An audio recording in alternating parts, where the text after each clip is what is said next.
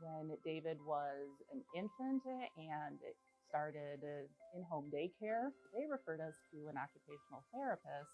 And she was the first person at the age of 4 who came to us and said, I think you might be dealing with some low tone issues.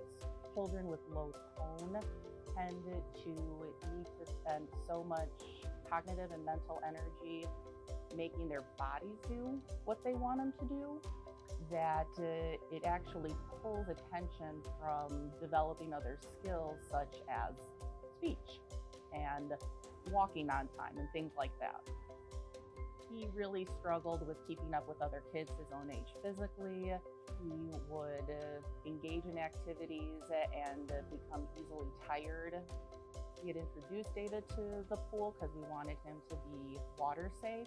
He really struggled because of his control and other issues. He didn't like putting his face in the water. Floating was a big issue for him. David was working with another swim instructor, and Deb was actually a substitute for his first swim instructor.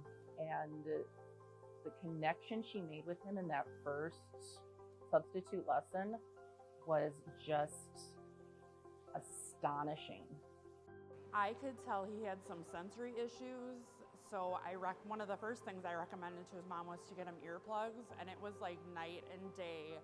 He would finally put his face in, he would put his ears in, he would float on his back. We swim to the deep end and get fish in 7.5 feet of water. Like, he's like a different kid. If he wants to do something, he at least wants you to give him the time and the space to show you what he thinks you should be doing.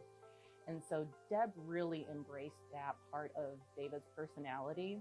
And I want to say it was only about the second or third lesson with Deb, and she had him floating on his back to the point he was comfortable enough to say, Mommy, take a video to send to my grandma.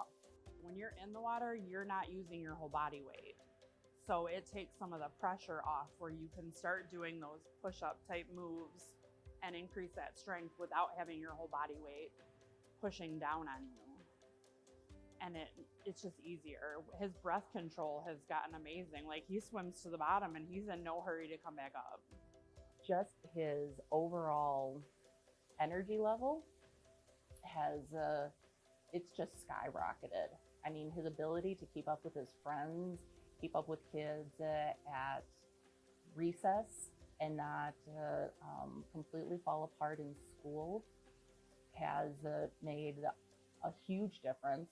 When David can not need to be prompted, but choose to dive into the deep end of the pool and swim half the length of the pool, that's something that I would have never, like if somebody would have said, that's our stated goal, a year from now, he's going to be able to do that, I would have said, I appreciate your optimism. If you can get my son to just put his head under the water and not panic, that's what I'm looking for.